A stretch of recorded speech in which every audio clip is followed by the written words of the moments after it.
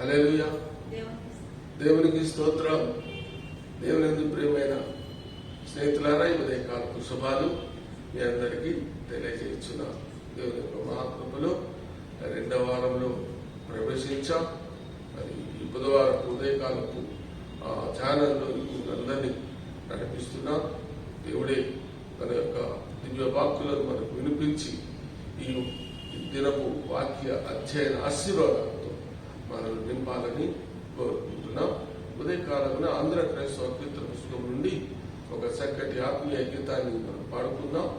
రచయిత శ్రీ టి గురవయ్య గారు, దైవజనుడు, మహా గొప్ప ఆత్మీయ గీతాన్ని రాసి ఈనాటి విశ్వాసులు మనందరికీ దాన్ని అందించారు. అందును బట్టి ఆ గురవయ్య గారిని బట్టి వారి జీవితాన్ని బట్టి దేవునికి మహిమ కలుగునుగాక. హల్లెలూయా. కీర్తన పుస్తకంలో 459వ కీర్తనను పాడుకుందాం. ఎవరు క్రీస్తు వైపున్నారు, ఎవరేసుని వారు, రాజౌ దివ్యాయేసు ప్రభుని కొరక ఎవరు సేవ చేయుచునుందు, ఎవరు క్రీస్తు వైపున్నారు, ఎవరేసుని వారు, నాశానంబగు ఆత్మలకెల్ల ఆశ్రయ రక్షకులవు, క్రీస్తు యేసును దెల్ప లోకమును విసర్జించి సేవా చేయ ఎవరు క్రీస్తు వైపున్నారు, ఎవరేసుని వారు, లయము గాని యేసు శక్తి జయము పొందు, ఆయన ప్రియమౌ సైన్యం మందు చేరి సైతాను ఎదిరించి గెలువ, ఎవరు క్రీస్తు వైపున్నారు, ఎవరేసుని వారు, మరణమందు కూడా మాకు కరుణ చూపిన యేసు కుమారులమై మేమందరముని దరికి చేరియున్నాము, ఎవరు క్రీస్తు వైపున్నారు, ఎవరేసుని వారు. హల్లెలూయా. మా గొప్ప ఆత్మీయ గీతాన్ని అందించిన దైవజనుని బట్టి దేవుని స్తోత్రాలు చెల్లిస్తున్నాం. మరి ఈరోజు పాఠాలకు మనం వద్దాం. ఈరోజు దైవవాక్యాలు మనకు ఇవ్వబడినాయి. 2వ సమూయేలు గ్రంథం 5వ అధ్యాయం 13 నుంచి 6వ అధ్యాయం 11 వచనాల వరకు, ప్రకటన గ్రంథం 21వ అధ్యాయం 6 నుంచి 15 వచనాలలో గల దైవవాక్యాలను ఈరోజు మనం ధ్యానం చేసుకుందాం. ఈరోజు ఈ 2 దైవ వాక్యాలలో కూడా 2 విశేషమైనటువంటి విషయాలు మనం గుర్తించుకుంటాం. మొదటి పాఠంలో మనం చూసినప్పుడు దేవుని యొక్క మందసం గురించి మనం నేర్చుకుంటాం. దేవుని యొక్క మందసము మరి దేవుని ఏర్పాటు చేసి ఆ మందసము ద్వారా దేవుడు తన యొక్క పరిపాలనను, దేవుని యొక్క వాక్యాలను ఎట్లా వినిపించాడు, దీని యొక్క మొట్టమొదటి ప్రస్తావన మరి నిర్గమాకాండంలో 25వ అధ్యాయంలో మనం చూసాం. దాని యొక్క మొట్టమొదటప్పుడు దేవుడు ఇశ్రాయేలు ప్రజలను ఐగుప్తు బానిసత్వం నుండి మోసే నాయకత్వంలో బయటకు తీసుకొని వచ్చినప్పుడు వారు ఒకనొక స్థలంలో మరి ఉన్నప్పుడు దేవుడు మోసే గారి ద్వారా వారికి చెప్పాడు, ఒక మందసం పెట్టి చెప్పించాలి, తుమ్మకర్రతో చెప్పించాలి. ఆ తుమ్మకర్ర యొక్క ఆ మందసం యొక్క కొలతలు, దాని యొక్క విధి విధానాలన్నీ కూడా దేవుడు మోసేకు తెలియజేసి ఆ రీతిలో ఆ యొక్క మందసాన్ని చేపించి దాని వెలపట బయట కూడా బంగారంతో, స్వచ్ఛమైన బంగారంతో తాపడం చేయించి ఆ యొక్క మందసం దేవునికి అతి శ్రేష్టమైనటువంటి సన్నిధిగా ఉండాలని దేవుడు కోరుకొని మోషేకి ఆజ్ఞాపించాడు. ఆ మందసములో ఏముండాలో కూడా దేవుడు చెప్పాడు. ఆ మందసములో దేవుని స్వహస్తాలతో వ్రాయబడినటువంటి శాసనములు గల పలకలు దానిలో ఉంచాలని చెప్పాడు. తర్వాత మంచి వాక్యం అక్కడ మనం చూస్తాం. నిర్గమాకాండంలో 25వ అధ్యాయంలో దేవుడు ఏం చెప్పాడంటే 25వ అధ్యాయం 21వ వచనంలో 21వ వచనంలో నేను నీకిచ్చు శాసనములను ఆ మందసములో ఉంచవలెను, అక్కడ నేను నిన్ను కలుసుకొని కరుణాపీఠము మీద నుండి శాసనములు గల మందసమును మీద నుండి 2 కెరూబుల మధ్య నుండి నేను ఇశ్రాయేలీయుల నిమిత్తము మీకు ఆజ్ఞాపించు సమస్తమును మీకు తెలియజెప్పేదను. ఆ రీతిలో దేవుడు మోషేకు ఆజ్ఞాపించి ఈ మందసాన్ని చెప్పించాడు. ఆ మందసం తర్వాత కాలములు ఎన్నో విషయాలలో మందసం ద్వారా దేవుని బిడ్డలు నడిపించబడ్డారు. ఆ మందసం అనగా దేవుని సన్నిధి. ఈరోజు మనం ఆ దేవుని సన్నిధి మనతో ఉండాలని మనం కోరుకుంటున్నాం. అలనాడు ఆ మందసం ద్వారానే దేవుడు ఇశ్రాయేలు ప్రజలందరినీ యెహోషువ నాయకత్వంలో బయటికి తీసుకొని వచ్చారు. యోర్దాను నది యాజకులు ఆ మందసాన్ని మోసినప్పుడు వారి పాదాలు ఎప్పుడైతే యోర్దాను దాటినాయో అక్కడ మరి నది 2 పాయలుగా అయిపోయి ఆ ప్రజలందరూ ఆరిన నేలను నడిచారు. అట్లనే ఎరికో గోడలు పడిపోయినప్పుడు కూడా యాజకులు మందసాన్ని మోస్తూ ఉంటే ఆ మందసం మోసే యాజకులు అక్కడ వారు దేవుని యొక్క ఆజ్ఞానుసారంగా తిరుగుతున్నప్పుడు 7వ రోజు ఆ యాజకులు వచ్చినప్పుడు ఆ రోజుగా దేవుడు అద్భుతాలు జరిగించారు. ఎరుకో గోడలు పడిపోయాయి. ఇది ఈ రీతిగా మందసము దేవుని సన్నిధిలో వాడబడినట్టు మనం చూస్తున్నాం. ఇప్పుడు ఈ రోజు మనం చదువుకున్నటువంటి సమూయేలు గ్రంథం మరి ఈ అధ్యాయంలో మనం చూసినప్పుడు ఇక్కడ దేవుడు ఉంచినటువంటి మందసం ఎప్పుడైతే ఏలీ యాజకత్వంలో మందసం ఎంతగానో వాడబడింది. అయితే ఫిలిస్తీయులకు ఇశ్రాయేలీయులకు జరుగుతున్నటువంటి యుద్ధాలలో ఒకానొక యుద్ధంలో ఫిలిస్తీయులు మందసాన్ని పట్టుకొని వెళ్ళి వారి దేశంలో ఉంచుకుంటారు. వారి దేశంలో ఉంచుకుంటే ఆ దేశంలో ఎక్కడైతే ఏ స్థలంలో అయితే ఆ యొక్క మందసాన్ని ఉంచారో ఆ మందసం ఉన్న ఊరంతటికి గడ్డలు గుట్టి వారందరికి భయంకరమైన రోగం వచ్చినప్పుడు ఆ ప్రజలందరూ ఏమనుకున్నారంటే ఈ మందసం మన దగ్గర వద్దు, దీన్ని వారి ఇశ్రాయేలు దేశానికి మనం పంపించేద్దామని ఆ మందసాన్ని పంపించేస్తారు. పంపించినప్పుడు కొన్ని రోజులు ఎక్కడికి వచ్చింది ఆ మందసము? షిలోహులో ఉన్న దేవుని మందసం ఫిలిస్తీయుల దేవుని యొక్క పట్టణముగా వార్త విని ఏలి మందసం పట్టబడినప్పుడు ఏలి ఎంత ఈ మందసం మీద దేవుని యొక్క ఆజ్ఞను మరి శిరసావించాడో చూస్తున్నాం. ఎప్పుడైతే ఫిలిస్తీయులు దేవుని మందసాన్ని పట్టుకున్నారు, మందసం పట్టబడింది అని ఆయన వినపడిందో అక్కడికక్కడే ఏలి చనిపోయాడు. ఎంత దైవజనుడు ఏలి ఆ మందసం యొక్క ప్రాధాన్యతను గుర్తించినటువంటి వాడు, అయ్యో దేవుని మందసం పట్టబడింది అని అనుకున్నాం. సరే, తర్వాత ఆ యొక్క మందసమును వారు అక్కడి నుంచి తీసుకొని వస్తారు. భయంకరమైనటువంటి వ్యాధి వారికి వచ్చింది. దేవుడు వారిని మొత్తగా మన కొద్ది మందసం అని పంపించేస్తారు. మరి అది తీసుకొని వచ్చిన తర్వాత మొదటి సమూయేలు గ్రంథంలో 6వ అధ్యాయంలో మనం ఏం చూసామంటే కిర్యత్యారీము వారు అబీనాదాబు ఇంట్లో దాన్ని తీసుకొని వచ్చారు. 20 సంవత్సరాలు అక్కడ ఉంది. ఎప్పుడైతే దావీదు రాజుగా అభిషేకించబడ్డాడో ఈ యొక్క మందసాన్ని మన దగ్గరకు తీసుకొచ్చుకుందామని ప్రజలందరినీ కూడా పెట్టుకొని ఆ యొక్క మందసాన్ని తీసుకొని వచ్చారు. తీసుకొని రావడానికి ఏర్పాట్లు చేశారు. అక్కడ తీసుకొని వస్తున్నప్పుడు మధ్యలో అది ఎడ్ల బండి మీద తీసుకొని వస్తున్నారు.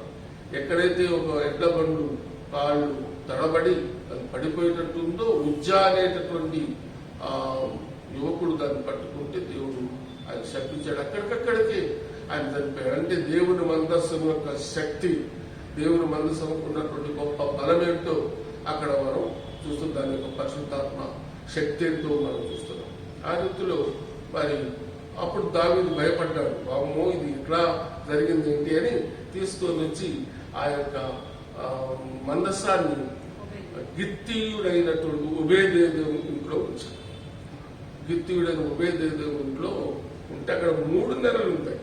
3 నెలలు ఉన్నప్పుడు ఆ ఇల్లు, ఆ ఇంటి వారు గొప్పగా ఆశీర్వదించబడ్డారు. హల్లెలూయా.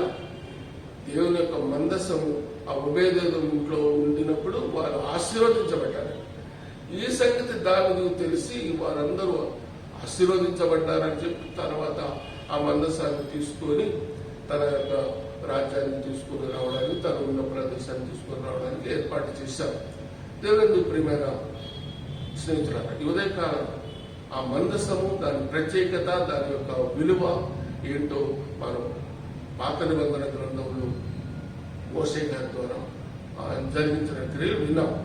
మరి ఈరోజు అదే మందసము, దేవుని మందసము, దేవుని సన్నిధి, దేవుని సన్నిధి ఏ ఇంటిలో అయితే ఉంటుందో, దేవుని సన్నిధి ఏ కుటుంబంలో అయితే ఉంటుందో, దేవుని యొక్క ప్రసన్నత ఎక్కడైతే ఉంటుందో అక్కడ దేవుని దీవెనలు విస్తారంగా దొరుకుతాయి. దేవుని యొక్క ఆశీర్వాదాలు నింపబడతారని దీని ద్వారా మనం గుర్తించుకుంటున్నాం. దేవుని సన్నిధి అంటే పరిశుద్ధమైంది, దేవుని సన్నిధి అంటే పవిత్రమైంది. దేవుని సన్నిధిని కలిగి ఉన్నటువంటి వారు పవిత్రంగా ఉండాలా. ఏ మాత్రం అశ్రద్ధ చేసి దేవుని సన్నిధిని కనుక్కుంటే అది మనకు శాపమే గాని దీవెన కాదు. ఎందుకంటే చరిత్ర మనకు చెప్తుంది, ముట్టుకున్నందుకే అక్కడ ఉజ్జా చనిపోయాడు. కాబట్టి ఈరోజు మరి దేవుని సన్నిధిలో మనం ఉన్నామంటే, దేవుని యొక్క సన్నిధిలో మనం నిలబడ్డామంటే, అంటే మనం ఎక్కడుంటే అక్కడ దేవుని సన్నిధి, దేవుని యొక్క ప్రసన్నత, దేవుని యొక్క దీవెన అక్కడ ఉంటుంది. కాబట్టి మనం జాగ్రత్తగా దేవుని సన్నిధిని కలిగి దేవుని దీవెనను పొందుకొని అనేకులకు దీవెనకరంగా ఉండాలనేది ఈరోజు మొదటి పాఠం ద్వారా నేర్చుకుంటున్నటువంటి ఆత్మీయ సత్యం. ఇకపోతే ప్రకటన గ్రంథంలో మనం 2వ పాఠంగా మనం చదువుకున్నటువంటి ప్రకటన గ్రంథంలో 21వ అధ్యాయంలో మనం చూసినటువంటి గొప్ప విషయం ఏమిటంటే నూతన ఆకాశము, నూతన సృష్టి. దేవుడు యొక్క సృష్టి అంతటిని లయము చేసి 7 తెగుళ్ల ద్వారా సృష్టి అంతటిని లయము చేసి నూతన ఆకాశాన్ని, నూతన సృష్టిని సృజించి ఈ నూతన ఆకాశంలో, నూతన సృష్టిలో దేవుని యొక్క గొర్రెపిల్ల ఏ రీతిగా మరి తన కాబోయే బాధ్యతను స్వీకరించడానికి సిద్ధపడుతుందో అనే విషయాన్ని మనం చూసాం. తన ఇక్కడ ఉన్నటువంటి పాఠంలో 2వ వచనం చివరిలో మనం చూస్తాం. మరియు నేను నూతనమైన యెరూషలేము, నా పరిశుద్ధ పట్టణము, తన భర్త కొరకు అలంకరింపబడిన పెండ్లి కుమార్తె వలె సిద్ధపడి పరలోకమందున దేవుని వద్ద నుండి దిగువచ్చుట చూచి తిని. నూతన ఆకాశములు, నూతన సృష్టిలో, నూతన జీవితంలో మనం దేవుని యొక్క ప్రసన్నతను చూస్తాం, దేవుని సన్నిధిని చూస్తాం, దేవుని సన్నిధిలో కలుసుకోబోయేటటువంటి ఆ గొప్ప అనుభవాన్ని మనం పొందుకుంటాం. ఈ రోజు చదువుకున్నటువంటి పాఠములో 6వ వచనం నుండి మరియు ఆయన నాతో ఇట్లనెను, సమాప్తమైనవి. ఈ భూలోకంలో జరుగుతున్నటువంటి ఇదంతా సమాప్తమైపోయి లయమైపోయింది. ఇదిగో నేను అల్ఫా ఒమేగా ఉన్నాను, నేను మొదటి వాడును కడపటి వాడును అని చెప్పి దేవుడు చెప్పి, జయించువానికి నేను జీవజలముల ఊటల వద్దకు నడిపిస్తాను అని చెప్పి ఇక్కడ ఎవరెవరు ఆ యొక్క నూతన యెరూషలేములో, ఆ పట్టణములో జీవించగలరు, ఎవరికి ఆ పట్టణంలో ప్రవేశించడానికి దేవుడు తన కృప చూపెడతాడు, అర్హత కలిగిన వారు అంటే పిరికి వారు, మీరు వీటిని ఏమంటారు, పిరికి వారు, అవిశ్వాసులను, అసహ్యులను, నరహంతకులను, వ్యభిచారులను, మాంత్రికులను, విగ్రహారాధకులను, అబద్ధికులందరూ అగ్ని గంధకములో మండు గుండములో పాలు పొంది వీరికి ఈ పరిశుద్ధ పట్టణంలో ప్రవేశించే అర్హత లేదు. ఎందుకంటే వారికి సిద్ధపాటు లేదు, దేవుని కొరకైనటువంటి అలంకరణ లేదు. కానీ 9వ చట్టంలో 7 తెగుళ్ళు నిండినటువంటి 7 పాత్రలు 7 దూతలతో ఒకడు వచ్చి ఇటు రమ్ము, పెండ్లి కుమార్తెను అనగా గొర్రె పిల్ల యొక్క భార్యను నీకు చూపెదనని నాతో చెప్పి ఆత్మవశుడైన నన్ను ఎత్తైన గొప్ప పర్వతం మీద కొనిపోయి యెరూషలేము పరిశుద్ధ పట్టణం దేవుని మహిమ గలదై పరలోకమందున్న దేవుని యొద్ద నుండి దిగువచ్చుట నాకు చూపెను. దాని ఎందరి వెలుగు దగదగ మెరియు సూర్యకాంతం వంటి అమూల్య రత్నము పోలి ఉన్నది. ప్రియమైన స్నేహితులారా, నూతన ఆకాశము నూతన సృష్టింపబడినప్పుడు దేవుడు తన బిడ్డలను తన సన్నిధిలోనికి తన పట్టణంలోనికి చేర్చుకుని పోయేటప్పుడు ఆ పరలోక వరుడైనటువంటి యేసయ్యను ఎదుర్కోవడానికి ఈ పరిశుద్ధ పట్టణమైనటువంటి సంఘం ఏ రీతిలో సిద్ధపడిందో మనం చూస్తున్నాం. చాలా చక్కగా ఈ వివరణ మనం చూస్తుంటున్నాం. దేవుని యొక్క పట్టణం అలంకరింపబడినటువంటిది, చాలా తేజోమైనటువంటిది, దగదగ మీరు సూర్యకాంతం వంటి గొప్ప పట్టణం. ఆ రీతిలో నేను దేవుని కొరకు సిద్ధపడుతున్నాను. ఆ రీతిలో దేవుని యొక్క సన్నిధిలో మనము నిలబడాలని దేవుని వాక్యం మనకు బోధిస్తుంది. ఈ భాగంలో మనం చూసినటువంటి విశేషం ఏంటంటే గొర్రెపిల్ల భార్య. గొర్రెపిల్ల ఎవరు? యేసు ప్రభువు, పరలోకపు వరుడైనటువంటి యేసయ్య. మరి పరలోక పట్టణం, గొర్రెపిల్ల భార్య పరలోక పట్టణం. ఈ పరలోక పట్టణమైనటువంటి గొర్రెపిల్ల వధువుగా ఎట్లా సిద్ధపడుతుందో ఇక్కడ వాక్యంలో 2వ వచనం 21వ అధ్యాయంలో తన భర్త కొరకు అలంకరింపబడిన పెండ్లి కుమార్తె వలె సిద్ధపడి, ఈ లోకంలో తన భర్త కొరకు అలంకరింపబడిన పెండ్లి కుమార్తెలు ఎట్లా ఉంటారో మనకు తెలుసు. సో మనం కూడా దేవుని యొక్క సన్నిధిలో, దేవుని యొక్క నామంలో మనం ఆయనతో ఏకీభావం చేయబోయే ముందు మన అలంకరణ ఎట్లా ఉందో ఉదయకాలాన్ని మనం తలంచుకుంటున్నాం. అలంకరింపబడిన సిద్ధపడి పరలోకమందు దేవుని యొద్దకు దిగువచ్చుట చూచితిని. అలంకరింపబడినటువంటి వధువు దేవుని దగ్గర నుండి దిగి వస్తుంది.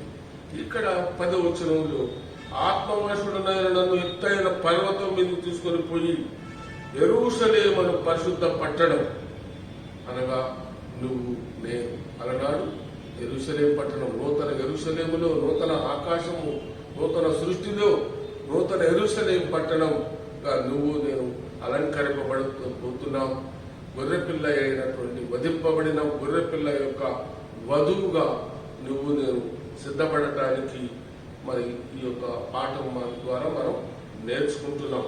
ప్రియమైన బిడ్డలారా, ఈ యొక్క పరిశుద్ధ పట్టణము అని మనకు ఒక మంచి పాట ఉంది. ఆ సుందర పట్టణం దగదగ మెరిసిపోయేటటువంటి సూర్యకాంతము వంటి అమూల్య రత్నమును పోలి ఉన్నది. మనం కూడా దేవుని సన్నిధిలో దగదగ మెరిసేటటువంటి అమూల్య రత్నం అయినటువంటి పట్టణముగా వరుడైన యేసయ్య ఎదుట నిలవబోతున్నాం. హల్లెలూయా. దాని కొరకు సిద్ధపాటు కలిగి ఉండాలని ఏదైనా వాక్యం మనకు బోధిస్తుంది. పాత నిబంధనలు దేవుని మందసానికి ఉన్నటువంటి విలువేంటి, దేవుని సన్నిధికి ఉన్నటువంటి విలువేంటి, ఈనాడు మరి దేవుని యొక్క మందసమైనటువంటి దేవుని సన్నిధి, దేవుని ప్రసన్నత వలన మనకు దొరికే లాభం ఏంటి, మనకు దొరికే దీవెన ఆశీర్వాదాలు ఏంటి అనేది మనం తెలుసుకున్నాం. అలనాడు మందసం ఉండటం ద్వారానే వాళ్ళకు విజయాలు దొరికాయి. ఈరోజు దేవుని సన్నిధి మనతో ఉంటే మన ఇంటిలో ఆశ్చర్యకార్యాలు, మన సంఘంలో ఆశ్చర్యకార్యాలు, విశ్వాసుల జీవితంలో మరి ఎన్నో మేలు దొరుకుతాయని మనం తెలుసుకున్నాం. మరి అట్లనే ఆ రీతిగా భక్తి కలిగి జీవిస్తూ దేవుని మందస్సం యొక్క ధ్యానంలో ఉంటూ ఈరోజు వధువైనటువంటి పెళ్లి సంఘముగా మనం సిద్ధపడి పట్టణం అలంకరింపబడినటువంటి దగదగ మెరిసే పట్టణం లాగా ఉండాలని మరి నువ్వు నేను వరుని ఎదుట నిలబడటానికి ఆ దగదగలు కావాలి. ఆ ప్రేమ కావాలి, ఆ సంతోషము, సహవాసము, దీర్ఘశాంతమైనటువంటి అలంకరణలతో సిద్ధపడినటువంటి వారమై మనం పరలోక పౌరుడైనటువంటి యేసయ్యను ఎదుర్కోబోతున్నాం. ఆ గొప్ప సుదినం కొరకు మనం అందరం ఎదురు చూస్తూ విశ్వాస యాత్రలో ముందుకు సాగుతున్నాం. దేవుని సన్నిధిని కలిగి ఉండాలా, దేవుని యొక్క మందసమును మన ఇంటిలో పెట్టుకోవాలా. ఎప్పుడైతే ఉభయదోదం ఇంట్లో ఉన్నదో దీవెనలు, ఆశీర్వాదాలు దొరికాయి. ఈరోజు నీ ఇంటిలో కూడా దేవుని ఆశీర్వాదాలు కావాలా? ఆ మందసమైనటువంటి దేవుని సన్నిధిని నువ్వు కోరుకో. ఆ రీతిలో కోరుకున్నప్పుడే దేవుని కొరకు అలంకరింపబడినటువంటి దగదగ మెరిసే పరిశుద్ధ పట్టణముగా నువ్వు దేవుని సన్నిధిలో పొద్దున నిలవబోతున్నావు. ఎటువంటి దీవెనలు పరిశుద్ధాత్మ దేవుడు మనందరికీ దయచేయుగాక. ఆ సుందర లోకములు అనేటటువంటి ఒక పాట ఉందండి, అది కూడా పాడి ఈ దినపు ధ్యానాన్ని మనం ముగించుకుంటాం. దేవునికి స్తోత్రాలు. ఆ సుందర లోకములు, ఆ సువర్ణ వీధులలో శ్వేతాంబరమును ధరించిన మహనీయులు వీరెవరు అని ఒక భక్తుడు రాశాడు. ఆ పాటను కూడా ఆలపిస్తాను, దాంతో వినండి. ఆ సుందర లోకములు, ఆ సువర్ణ వీధులలో శ్వేతాంబరమును ధరించిన మహనీయులు వీరెవరు? ఆ సుందర లోకములు, ఆ సువర్ణ వీధులలో శ్వేతాంబరమును ధరించిన మహనీయులు వీరెవరు? ఒకటి రెండు వరములైనా, ఐదు పది తలాంతులైనా, ఒకటి రెండు వరములైనా, ఐదు పది తలాంతులైనా, రాజసేవను చిత్తశుద్ధితో నిర్వహించిరి. రాజసేవను చిత్తశుద్ధితో నిర్వహించిరి. ఆ సుందర లోకములు, ఆ సువర్ణ వీధులలో శ్వేతాంబరమును ధరించిన మహనీయులు వీరెవరు? ఆ సుందర లోకములు, తోడు నీడా లేనివాడు, నిరుపేదయైన లాజరులా. తోడు నీడా లేనివాడు, నిరుపేదయైన లాజరులా. కష్టములా కడలిలోను విశ్వాసము విడువరు. కష్టములా కడలిలోను విశ్వాసము విడువరు. ఆ సుందర లోకములు, ఆ సువర్ణ వీధులలో శ్వేతాంబరమును ధరించిన మహనీయులు వీరెవరు? ఆ సుందర లోకములు. ఒకే ఒకటి నా ఆశ, సుందరముగా ఉన్నవారిలో ఒకే ఒకటి నా ఆశ, సుందరముగా ఉన్నవారిలో ఒకరినము నిన్ను చుట్టకు యేసు ప్రభువునకు నడుపును. ఒకరినము నిన్ను చుట్టకు యేసు ప్రభువునకు నడుపును. ఆ సుందర లోకములు, ఆ సువర్ణ వీధులలో శ్వేతాంబరమును ధరించిన మహనీయులు వీరెవరు? శ్వేతాంబరమును